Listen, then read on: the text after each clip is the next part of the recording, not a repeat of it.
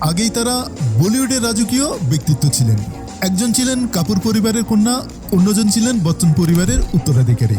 2002 সালে যখন কারিশমা কাপুর এবং অভিষেক বচ্চনের বাগদান হয়, তখন মনে হয়েছিল এটি হিন্দি সিনেমার সবচেয়ে প্রভাবশালী দুটি পরিবারের চূড়ান্ত মিলন। কিন্তু মাত্র কয়েক মাস পরেই বিয়েটা ভেঙে যায়।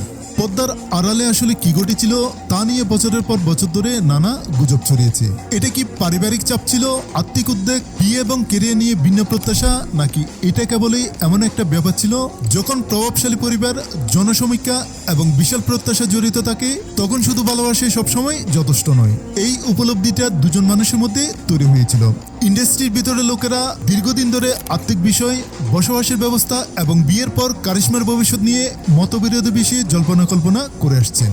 অন্যরা সেই সময় বচ্চন পরিবারের কথিত আর্থিক সংকটের দিকে ইঙ্গিত করেছেন। আবার কেউ কেউ বিশ্বাস করেন যে এই দুই পরিবারের বাইরে আসল ঘটনাটি হয়তো কখনোই পুরোপুরি জানা যাবে না। 2 দশকেরও বেশি সময় পরেও এই ভেঙে যাওয়া বাগদানটি বলিউডের অন্যতম বড়, যদি এমন হতো, গল্পগুলোর একটি হয়ে রয়ে গেছে।